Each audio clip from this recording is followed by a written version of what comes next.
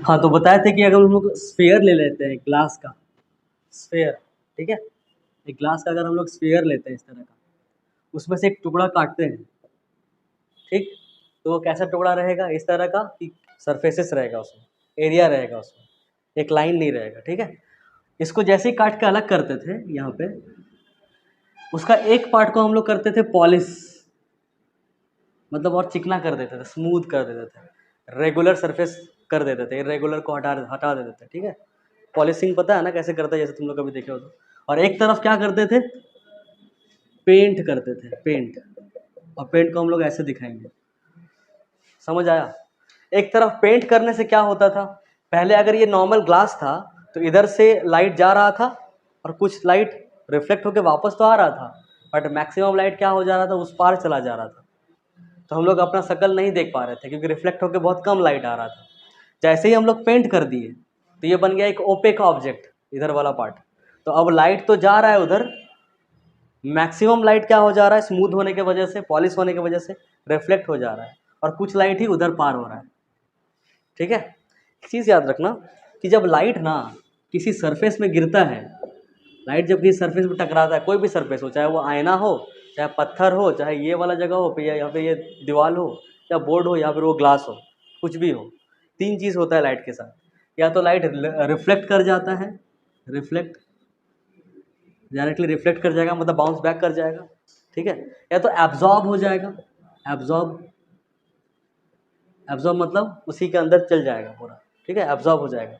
और या तो रिफ्रैक्ट हो जाएगा, रिफ्रैक्ट, या फिर बोल सकते हैं ट्रांसमिशन हो जाएगा उसका, एक जगह से दूसरे जगह, ठीक है? जैसे इस दीवार में घुसा लाइट, लाइट रे यहाँ से टकरा के इसके इस पे आ रहा है, इसमें 99%, 99.99% क्या हो जा रहा है, एब्जॉर्ब हो जा रहा है। बात समझ में आया? इसमें रिफ्लेक्शन कितना हो रहा है, बहुत कम परसेंट, इसलिए हम लोग को अपना चेहरा नहीं देख पा रहे हैं हम। ये वाला जो मान लो ये सरफेस दिख रहा है, एल्युमिनियम सरफेस है, इस पर भी लाइट गिर रहा है ऐसा, इसमें भी मैक्सिमम पोर्शन क्या हो जा रहा है, एब्जॉर्ब हो जा रहा है, कुछ पोर्शन ही क्या हो पा रहा है, रिफ्लेक्ट हो पा रहा है, कुछ पोर्शन रिफ्रैक्ट भी हो रहा है, मतलब उस पार भी जा रहा है, बट वो ना के बराबर, मतलब उसको लगभग क्या बोल सकते हो, जीरो। मतलब इधर लाइट, अगर इस रूम में लाइट हम जलाते हैं, इस रूम को पूरा रोशनी से भर देते हैं, और उस रूम को पूरा एकदम ये करते हैं, मतलब सारा लाइट ऑफ स्विच ऑफ कर देते थे, तो क्या हल्का फुल्का भी लाइट उसमें दिखेगा? हल्का सा दिख सकता है क्या, हल्का सा भी? ये अगर दीवार नहीं है तो दिखेगा हल्का सा कि नहीं दिखेगा? पता नहीं, हमको दिखना पड़ेगा, करना पड़ेगा। मान लो हल्का हल्का ये दिख रहा है, रोशन मतलब रोशनी दिख रहा है इधर इधर, इसका मतलब क्या हुआ इधर, मतलब हल्का हल्का क्या हो रहा है, उधर रिफ्रैक्ट हो जा रहा है, कंप्लीट एब्जॉर्प्शन नहीं हो रहा। बट अगर ये एक सीमेंट का दीवार होता बीच में, और इधर हम लोग रोशनी कुछ कितना भी बड़ा लाइट जला देते हैं यहाँ पे, क्या उस पर पता चलता? नहीं। क्यों? क्योंकि वो दीवार क्या कर रहा है, 100% या फिर 99.9999% एब्जॉर्ब कर ले रहा है, ना रिफ्लेक्ट कर रहा है और ना रिफ्रैक्ट कर रहा है। बात समझ में आया?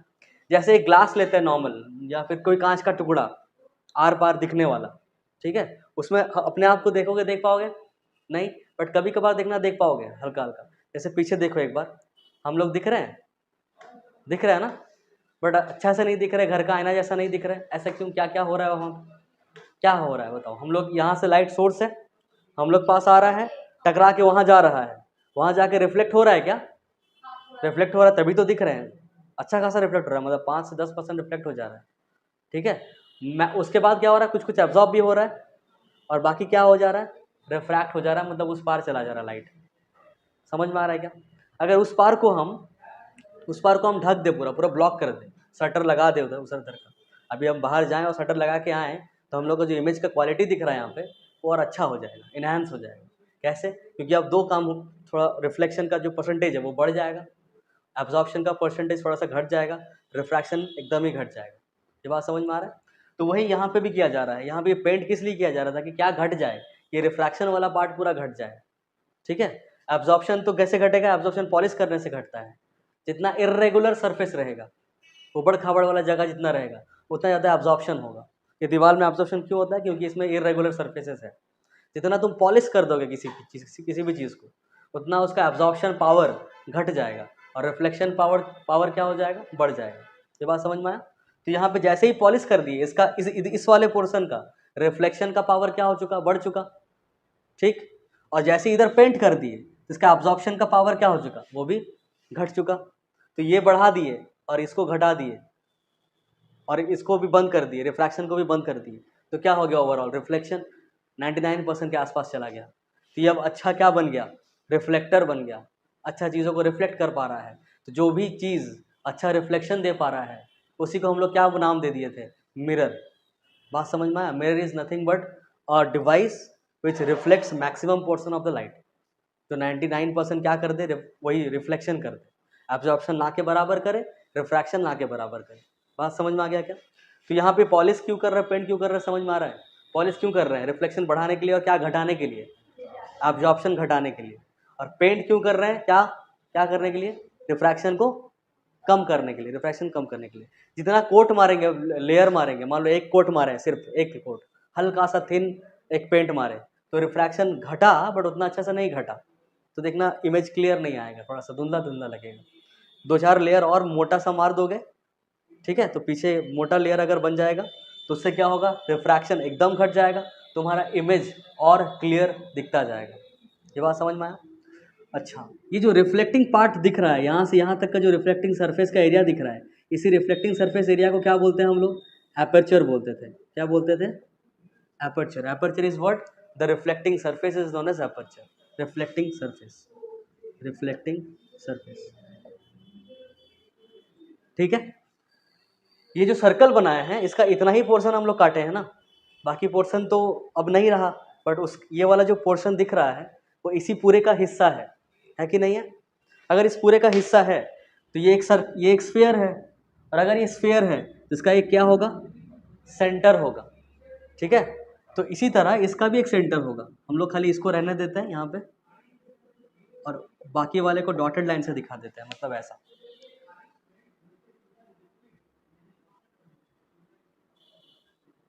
ठीक है, तो ये वाला बन गया, इसको हम लोग बोलते हैं क्या, इसको हम लोग बोलते हैं सेंटर ऑफ कर्वेचर। क्या बोलते हैं, सेंटर ऑफ कर्वेचर, ठीक है। इसको डिनोट किया जाता है कैपिटल सी से, याद रखते रहना, ये सब याद रखने वाला चीज़ है। अगर कोई पूछे सेंटर ऑफ कर्वेचर क्या है, तो बोलेंगे जो भी मिरर होता है वो एक स्फीयर का हिस्सा होता है, उस स्फीयर का कहाँ पे सेंटर बनेगा, वो है सेंटर ऑफ कर्वेचर। जैसे एक मिरर दे दिया ऐसा, ये एक मिरर है, ठीक है, ऐसा, इसका सेंटर ऑफ कर्वेचर कहाँ बनेगा पता करना है, तो इसी सर्कल को, इसी मिरर को हम लोग कंप्लीट कर देंगे, इसका सर्कल कंप्लीट करके, और इसका सेंटर जहाँ पे होगा वही उसका क्या होगा, सेंटर ऑफ कर्वेचर। समझ में आ गया? सेंटर ऑफ कर्वेचर, और सेंटर ऑफ कर्वेचर से एक लाइन ड्रॉ करते हैं हम लोग, स्ट्रेट लाइन मिरर की ओर, तो इसको क्या बोलते हैं, सर्कल का ये वाला हिस्सा को क्या बोलते हैं, नहीं बोलते क्या है, नॉर्मल सर्कल। अगर नॉर्मल सर्कल बनाया है इसको क्या बोलते हैं, रेडियस बोलते हैं। तो ये भी क्या है, रेडियस है, ये वाला डिस्टेंस क्या है, रेडियस है। Radius of what, radius of curvature, ठीक है, radius of curvature. Radius of curvature को डिनोट किससे किया जाता है, कैपिटल आर से। रेडियस ऑफ कर्वेचर को किससे डिनोट किया जाता है, कैपिटल आर से, ठीक है, okay. Radius of curvature sir इसके बीचों बीच जाके टकराता है, इस पोर्शन को बोलते हैं हम लोग पी, बोले तो पोल। पोल क्या होता है, अपर्चर वाले पोर्शन का बीचों बीच वाला हिस्सा होता है, एकदम बीचों बीच वाला हिस्सा को क्या बोलते हैं, पोल बोलते हैं, ठीक है। इसी लाइन को अगर आगे बढ़ा दिया जाए, रेडियस ऑफ कर्वेचर वाला लाइन को अगर आगे बढ़ा दिया जाए, ये वाला लाइन को, तो इस लाइन को बोलते हैं हम लोग principal axis, principal axis, principal axis, PA। ठीक, समझ में आते जा रहा है? सेंटर ऑफ कर्वेचर जो C है और पोल जो P है, उसका ठीक बीचों बीच वाला एक पॉइंट आता है यहाँ पे, उस पॉइंट को बोलते हैं, उस पॉइंट का नाम को क्या बोलते हैं, फोकस, F, फोकस, ठीक है। और इस फोकस से लेके पोल तक का जो दूरी होता है उसको क्या बोला जाता है, फोकल लेंथ। इसको डिनोट करते हैं स्मॉल f से। बस हो गया, इतना ही जानना था। वंस मोर सुनो, अगर ये एक मिरर है इतना सा, इसका जो भी कर्वेचर होगा, उस कर्वेचर का जहाँ पे सेंटर होगा, हाइपोथेटिकल सेंटर, इमेजिनरी सेंटर, वही उसका C होगा, centre of curvature, centre of curvature. और इस जो मिरर का जो एकदम बीचों बीच वाला पॉइंट होगा उसको बोलते हैं पोल। सेंटर ऑफ कर्वेचर को जब पोल से मिला देते हैं तो उस दूरी को क्या बोलते हैं, रेडियस ऑफ कर्वेचर। उस दूरी को क्या बोलते हैं, radius of curvature. Radius of curvature का जो बीचों बीच वाला पॉइंट होता है उस पॉइंट को बोलते हैं फोकस। पॉइंट को फोकस बोलते हैं। और फोकस वाले पॉइंट से लेके पोल वाले पॉइंट का बीच का जो दूरी होता है उस दूरी को क्या बोलते हैं, फोकल लेंथ। फोकस को डिनोट किया जाता है कैपिटल एफ से, फोकल लेंथ को डिनोट किया जाता है स्मॉल एफ से।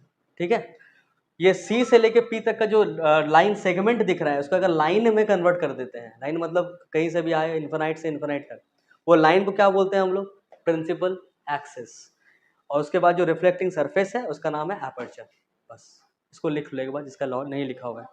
लिखा हुआ है पार्ट दो तरह का होता है, वैसे बहुत तरह का होता है। एस्चाम खोलोगे तो बहुत सारा नाम लिखा रहेगा, प्लेनो कॉनकेव, बाई कॉनकेव, ऐसा ऐसा बहुत सारा नाम होगा, नहीं करना है। एनसीईआरटी के हिसाब से दो टाइप होता है और वही चीज़ आता है। प्लेनो प्लेनो कुछ नहीं आएगा, तुम लोग को दो नाम बस याद रखना है, कॉनकेव मिरर और एक होता है कॉन्वेक्स मिरर। कॉन्वेक्स मिरर, बात समझ में आया। कॉनकेव मिरर का मतलब तुम अपना हाथ ऐसे करो, सब कोई कर लो, कोई दिक्कत नहीं है, कर लो। नहीं आप ऐसे मेरे तरफ नहीं दिखाना, ऐसे क्या कर रहा है ये कर लिए।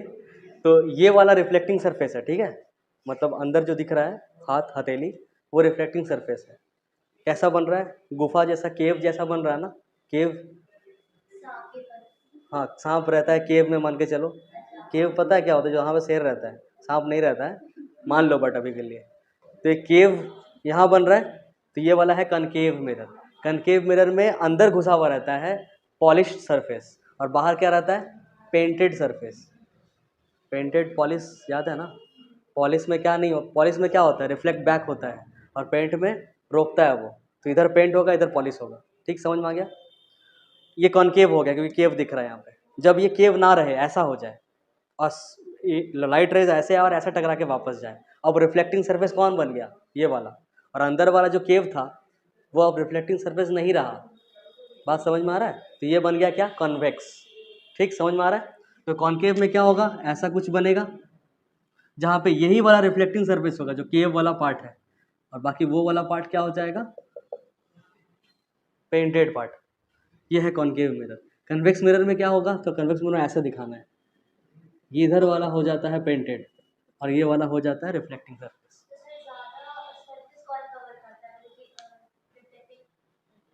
ये वाला ऑब्वियसली सरफेस अगर देखा जाए तो सेम ही करेगा, बट उससे मतलब नहीं है। अगर पेंट इस तरफ किया जाए, ऐसे एक टुकड़ा लिए, मान लो एक था ना हम लोग के पास बड़ा सा स्फेयर, उसमें से एक टुकड़ा लिए थे ना हम लोग, बाकी इसको फेंक दिए थे ना, तो फेंकना नहीं, वापस लेके आओ उसको, उसमें से एक और टुकड़ा काट लेना, बाकी का पोर्शन फेंक दो। ठीक है, एक बार क्या करो, इधर बाहर है, इधर उठा हुआ है, उसको पेंट कर दो और एक बार अंदर वाले को पेंट कर दो, दोनों अलग अलग मिरर बन गया। हाँ कौन सा कलर, ब्लैक।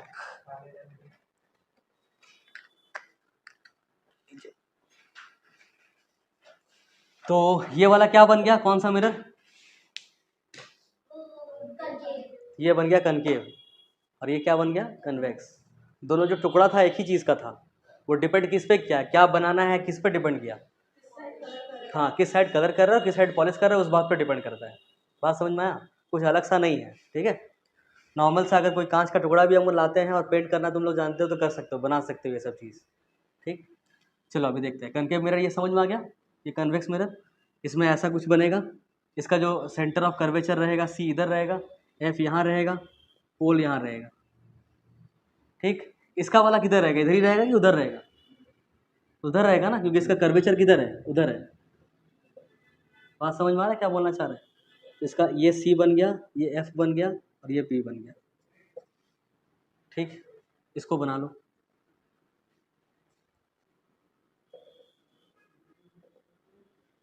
और एक लेते हैं कन्वेक्स।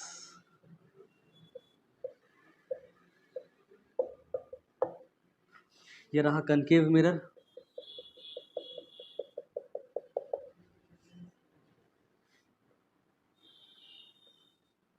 और ये रहा कन्वेक्स मिरर।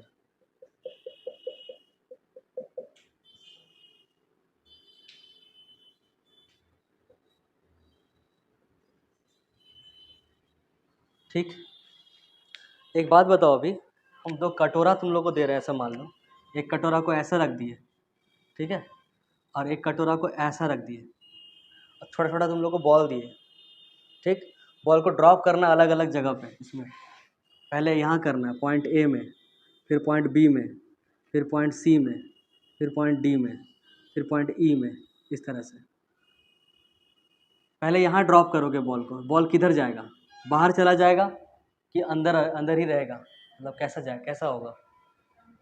अंदर रहेगा। मतलब वो बॉल कहाँ ये जो क्या है, ये कटोरा के बाहर चला जाएगा, कटोरा के अंदर रहेगा?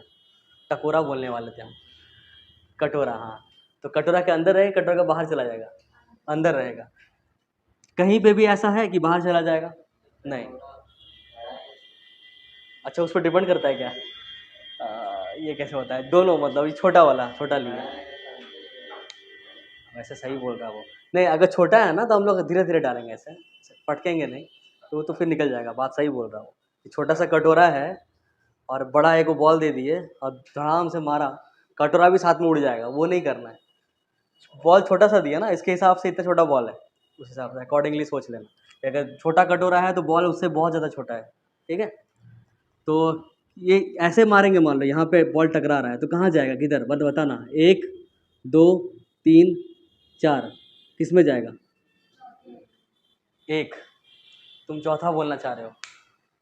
ये यहाँ से बॉल ड्रॉप किए, ये बाउंस बैक करके 1 में जाएगा, 2 में जाएगा, 3 में जाएगा कि 4 में जाएगा? कहाँ जाना चाहिए? हाँ, 4 1, ओके 4। तुम लोग सही है, 1 सही है, जो 1 बोले। ये सिंपल सा नॉर्मल। तुम लोग बॉल से खेले नहीं हो ना कभी ज़्यादा? तुम तो खेलते रहता है। नहीं, लॉजिक है, कॉमन सेंस है। हाँ, सही बात है। एक बड़ा सा यहाँ पे एक कटोरी रहेगा। हम टकोरी क्यों बोलना बता रहे, पता है टकोरी नहीं होता, कटोरी होता है। चलो ठीक है। इधर एक बड़ा सा कटोरा है। हाँ बस, ओके, सही बात। यहाँ पे जोर से पटके हल्का सा ऐसे करके, ऐसे, तो ये यहाँ पे जाएगा ऐसे उछल के। बात समझ में आ रहा है? आ गया समझ में? मतलब कहीं से भी पटको, ऐसे पटको तो ऐसे आएगा, ऐसे पटको तो ऐसे आएगा, यहाँ पटको तो ऐसे जाएगा, यहाँ पटको तो ऐसे आएगा, ठीक। मतलब यहीं पे आ रहा है हर चीज़। देखो एक बार, यहाँ पे जा रहा है तो ऐसा आ रहा है, यहाँ पे जा रहा है तो ऐसा आ रहा है, थोड़ा यहाँ कर रहे हैं तो ऐसा आ रहा है, यहाँ कर रहे हैं तो ऐसा आ रहा है। यहाँ पे सारा बॉल टकरा के वापस आ रहा है ना, वही इस कटोरा का फोकस पॉइंट है। कौन सा पॉइंट? Focus point. अब ये इस पे देखते हैं, इस पे क्या हो रहा है। इसमें भी तुमको बहुत सारा पॉइंट दे दिए, A B C D E. ये ए में करेंगे तो क्या होगा, बी में करेंगे? पहले बी में बताओ। बी में करेंगे तो किधर जाएगा? ऐसे ऐसे पटकेंगे सीधा तो इस तरफ भागेगा, मतलब ऐसे करके देंगे तो ऐसा भागेगा कि ऐसा भागेगा? 1 की 2? तुम लोग एक्सपेरिमेंट करना पड़ेगा, कॉमन सेंस का कमी है। 2 1 1 होगा, ये 2 नहीं होगा, क्योंकि ये ऐसा है ना। तो हम एग्जांपल दिखा सकते हैं, वैसे कुछ मिल नहीं रहा है। देखो देखो, सिंपल सा चीज़ देखो। ये ऐसा बना है, ऐसा बना दिए, ठीक है। और ये ढक्कन हम इधर गिरा रहे हैं, देखना किधर जाएगा। यहाँ मार रहे हैं, यहाँ ऐसे आएगा कि उधर चला जाएगा? अरे हम कहाँ, यहाँ मारना था हमको, हमको दिख नहीं रहा है। रुक जाओ, हम यहाँ कर रहे हैं, यहाँ यहाँ पे टकरा रहे हैं। तुम लोग बोल रहे हो 2 में जाएगा, 2 में। चेक करते हैं। हम तो फेंक नहीं पा रहे, पहली बात। रुक जाओ, किसको फेंकते हैं? किधर गया? उस तरफ जा रहा है। ये थोड़ा सा भारी हो गया। अगर हम लोग ऐसे पटकते हैं इसको, देखो किधर गया? उस तरफ गया, मतलब ऐसे आया और ऐसे छितराया। 1 की तरफ कि 2 की तरफ? 1। समझ में आ गया क्या बात? बट अगर ये ऐसा होता, हाँ, ऐसा होता तो किधर जाता? देखना, इधर इसको, इसमें फेंक रहे हैं, जोर से फेंकते हैं, नहीं हो रहा है। थोड़ा समझ में आ गया? मतलब ऐसे जा रहा है तभी ऐसे जाके ऐसे आ रहा है, ये बात समझ में आ गया? नहीं हो रहा है, चिपक जा रहा है ये तो, मतलब स्टेबल है। जब इधर फेंक रहे हैं, सीधा ही फेंक रहे हैं, बट जा इधर रहा है। वही सेम तरीके से इसको भी फेंक रहे हैं, ऐसा मान लो, बट जा किधर रहा है? बाहर भाग रहा है। ये अंदर भाग रहा है, वो कहाँ जा रहा है? बाहर भाग रहा है। तो यहाँ पे भी सेम होता है। ये इस कटोरा जैसा कौन है, ये वाला कि वो वाला? ये वाला। इसी को, ये रिफ्लेक्टिंग सरफेस है, दिख रहा है? यहाँ से रिफ्लेक्ट होके वो ढक्कन जा रहा था, तो रिफ्लेक्टिंग सरफेस कहाँ पे, केव के अंदर है, इसी को यहाँ पे रखा हुआ है। इसका मतलब यहाँ पे कहीं भी पटको बॉल को, ये बॉल पटक रहे हैं तो ये कहाँ हो जाएगा, अंदर चला जाएगा, मतलब अंदर आ जाएगा ऐसे फोकस के पास, ठीक है। यहाँ पे भी ऐसे पटक रहे हैं, फोकस से गुजर जा रहा है ऐसे। फिर और भेजेंगे ऐसा तो यहाँ से, यहीं से वापस आएगा, फिर और भेजेंगे तो यहीं से वापस आएगा। मतलब ऐसे भेज रहे हैं ऐसे आ रहा है, ऐसे भेज रहे हैं ऐसे आ रहा है, ऐसे भेज रहे हैं ऐसे जा रहा है, ऐसे भेज रहे हैं ऐसे जा रहा है, ऐसे वैसे वैसे हो गया। समझ में आया कि नहीं, समझ में आ गया ना कि कन्फ्यूज़ कर गए। जिधर से भी फेंको ये कन्वर्ज हो जा रहा है और एक जगह सिकुड़ के कहाँ पे मिल जा रहा है, सब यहाँ पे फोकस पे। ये बात समझ में आया। बट उस केस में क्या होगा, इस केस में जब तुम ऐसे फेंकोगे तो ये छितराएगा कि ऐसे इस तरफ आ जाएगा, छितराएगा मतलब ऐसे दूर भाग जाएगा, मतलब इस तरह से कुछ हो जाएगा। ये बात समझ में आया। इधर भी भेजोगे ऐसा तो ये अंदर नहीं घुसेगा, इधर आ जाएगा, बाहर आ जाएगा। बात समझ में आया। ऐसे ऐसे करके और दो चार को बना सकते हो। यह है इंसिडेंट, यह है रिफ्लेक्टेड, यह है इंसिडेंट, यह है रिफ्लेक्टेड, यह है इंसिडेंट, यह है रिफ्लेक्टेड, यह इंसिडेंट, यह है रिफ्लेक्टेड, ठीक है। तो ये वाला पार्ट को, ये वाला फेनोमेना को बोलते हैं कन्वर्ज किया जा रहा है, कन्वर्जिंग लेंस है ये, कन्वर्जिंग मिरर है, सॉरी कन्वर्जिंग मिरर है। क्यों, क्योंकि जितना भी रे इसके पास पड़ता है ना, ये सबको क्या कर देता है, सिकुड़ देता है एक जगह। सिकुड़ने को ही क्या बोलता है अंग्रेजी में, कन्वर्ज करना। मतलब ये कैसा मिरर है, कन्वर्जिंग मिरर है। बात समझ में आया। और ये वाला कैसा मिरर है, सबको क्या कर दे रहा है, एक दूसरे से छितरा दे रहा है, बाहर फेंक दे रहा है। इंग्लिश में क्या बोलते हैं, डाइवर्ज कर देना। मतलब सबको क्या कर दे रहा है, डाइवर्ज कर दे रहा है। इसका नाम क्या पड़ गया, डाइवर्जिंग मिरर। तो कोई पूछे कन्वेक्स मिरर का एक और नाम क्या है, डाइवर्जिंग मिरर। कनकेव मिरर का एक और नाम, कन्वर्जिंग मिरर। कनकेव मिरर जो है सारा का सारा जितना भी रे है तुम्हारा प्रिंसिपल एक्सिस के पैरेलल वाला रे, उसको कहाँ पे कन्वर्ज कर देता है, फोकस पे। और ये जितना भी डाइवर्ज करता है ना, ये भी सुन लेना थोड़ा सा, जितना भी डाइवर्ज करता है वो इस तरह से डाइवर्ज करता है कि ऐसा लगता है, ऐसा प्रतीत होता है कि वो फोकस से होता हुआ आ रहा है। वंस मोर बोले, फिर से सुनो कि ये डाइवर्ज कहीं भी नहीं करता। एक आदमी को खड़ा कर दिया जाए कि देखो तो डाइवर्जिंग रेस दिख रहा है, तो बोलेगा हाँ दिख रहा है, दिख रहा है। कहाँ से आता हुआ दिख रहा है, तो वो बोलेगा फोकस से आता हुआ दिख रहा है। बात समझ में आया। ऐसा नहीं होगा कि यहाँ पे ऐसे किया और ऐसा डाइवर्ज हो गया, तो ये कहाँ से आता हुआ दिख रहा है, फोकस से आता हुआ दिख रहा है क्या, नहीं। वो डाइवर्ज इसी तरह से होगा कि उसको फोकस से आता हुआ हर लाइन दिखेगा। देखो ये फोकस से आता हुआ, फोकस से आता हुआ, ये प्रतीत होगा, ऐसा ऐसा भ्रम पैदा होगा। एक्चुअल में फोकस से नहीं आ रहा है, एक्चुअल में तो मिरर से ही आ रहा है, बट जो देखेगा उसको ऐसा लगेगा कि कहाँ से होता हुआ आ रहा है, फोकस से होता हुआ आ रहा है। बात समझ में आ रहा है, तो बात भी समझ में आ रहा है, ठीक है। तो कनकेव मिरर सारा का सारा रेज को फोकस पे सिकोड़ देता है, और कन्वेक्स मिरर सारा का सारा रे को डाइवर्ज करता है कुछ इस तरह से जैसे कि फोकस से गुजरता हुआ जा रहा हो। समझ में आ गया दोनों बात। देख लो यहाँ से, देखो एक फोकस का डेफिनेशन निकल के आता है। फोकस का डेफिनेशन ये कहता है कि फोकस वो पॉइंट है जहाँ पे सारा का सारा रे कनकेव मिरर का कन्वर्ज होता है, और जहाँ से सारा का सारा रे कन्वेक्स मिरर में डाइवर्ज होता है। इसको बोलेंगे हम लोग अंग्रेजी में, इसका डेफिनेशन बनेगा। डिफाइन फोकस जब बोलेगा, क्वेश्चन आएगा, तो पिछला वाला मत लिखना कि it is the mid point of C and P, वो वाला मत लिखना, ये वाला लिखना, ठीक है। क्या बोलेंगे, it is a point, it is a point where all the rays, all the incident rays converges or appears to diverge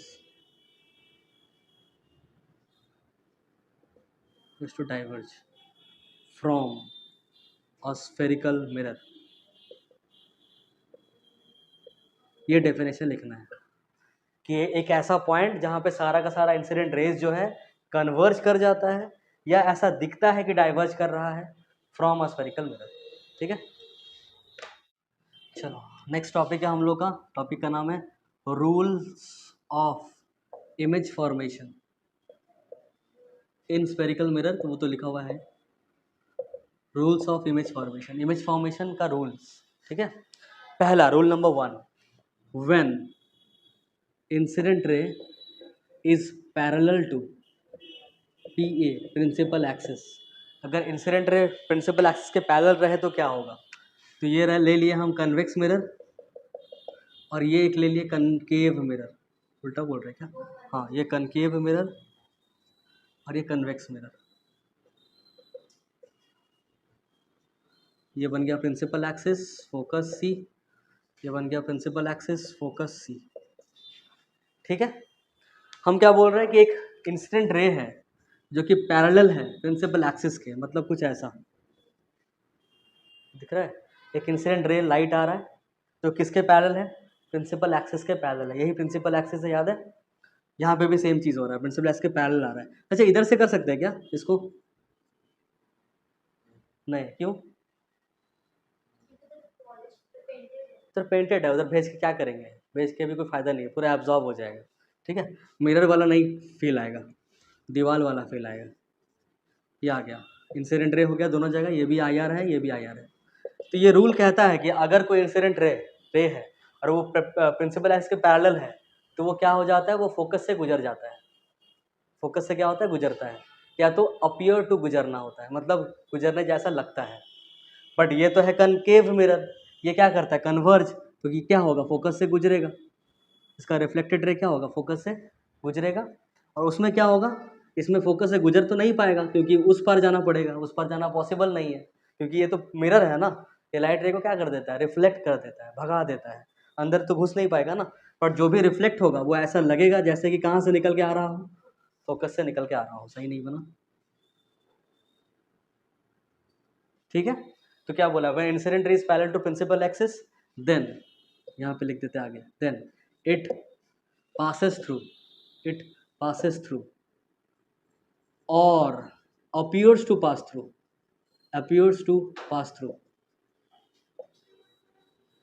focus। समझ में आया क्या बोलना चाह रहे हैं? कि अगर कोई इंसिडेंट रे है, बार बार सब एक ही बार में रटा जाना चाहिए। ठीक है, अगर कोई इंसिडेंट रे है जो प्रिंसिपल एक्सिस के पैरेलल है तो क्या होता है? वो उसका रिफ्लेक्टेड रे कहाँ से पार होता है?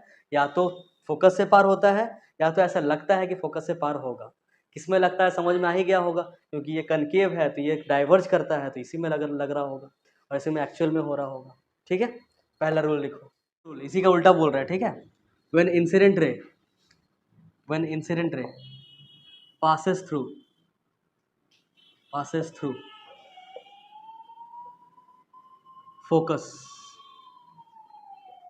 or appears to pass through focus,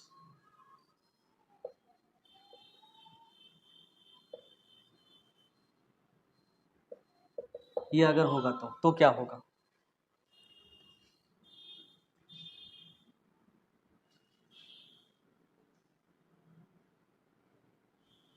तो क्या होगा बताओ? हाँ, मतलब इस बार ऐसा हो जा रहा है, अब जा रहा है ऐसा। क्या बोल रहा है? कि when incident ray passes through focus, focus से पास हो रहा होगा। हाँ, तो ये वाला अब क्या बन जाएगा? रिफ्लेक्टेड रे बन जाएगा। ये वाला अब इंसिडेंट रे है, ये वाला रिफ्लेक्टेड रे है। ठीक है, उसी का उल्टा किया, खाली एरो का डायरेक्शन चेंज हुआ। पहले ऐसा ऐसा था, अब ऐसा ऐसा हुआ।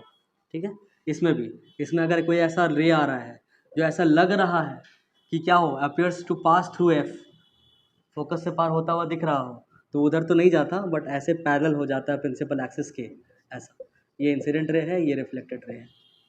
देन इसमें लिख लेना, then it, it then the reflected ray, ऐसा लिखना। Then the reflected ray will pass, will pass parallel to principal axis। Third, third में कहता है when incident ray passes through or appears to pass through, appears to pass through C, center of curvature।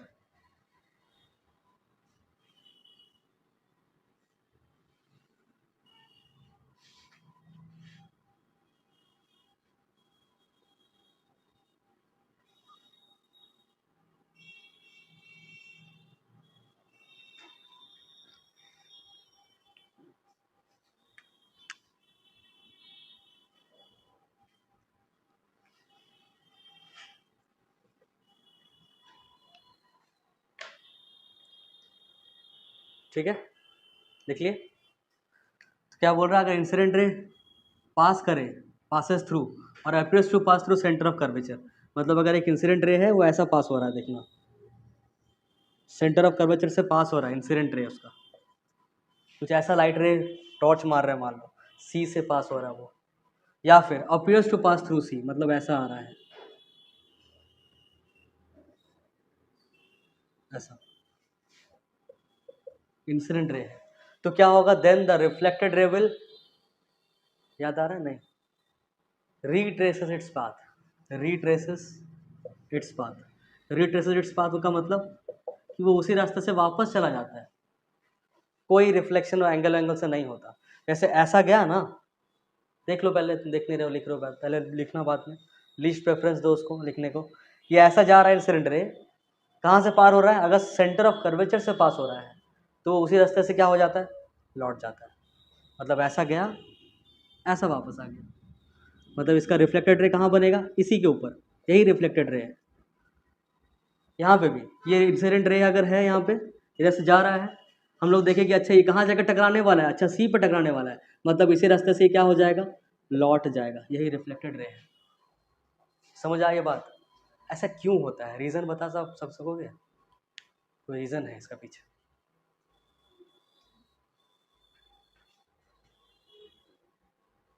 लिख लो इसको, लिखते लिखते सोचो, इस word का नाम याद रखना, रिट्रेसेस, ठीक है, ये सब कीवर्ड है, एग्जाम में लिखना होता है, जिसमें मार्क्स मिलता है। टीचर जब चेक करता है ना कॉपी, तो खोजता है कहाँ लिखा हुआ रिट्रेसेस, क्योंकि वो फास्ट चेक करता है, उतना पढ़ेगा नहीं, कीवर्ड चेक करता है वो लोग, कीवर्ड पे नंबर है, तुम कुछ भी लिखो गाना वाना, बीच में ये नाम लिखा हुआ है, नंबर फुल मिल जाएगा।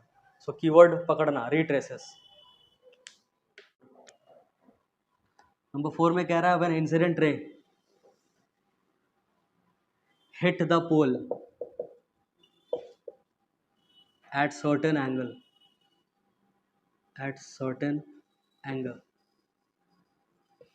ठीक है, इसमें कैसा होगा देखो,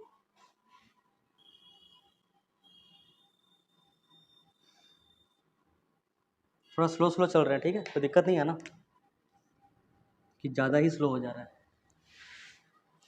ज़्यादा स्लो हो जा रहा है नहीं, ठीक है, स्लो मतलब हाँ, तुम लोगों को जैसा पढ़ने का आदत है, थोड़ा सा स्लो चल रहा है, जस्ट बिकॉज लिख ज़्यादा रहे हैं हम, just because for this reference purpose.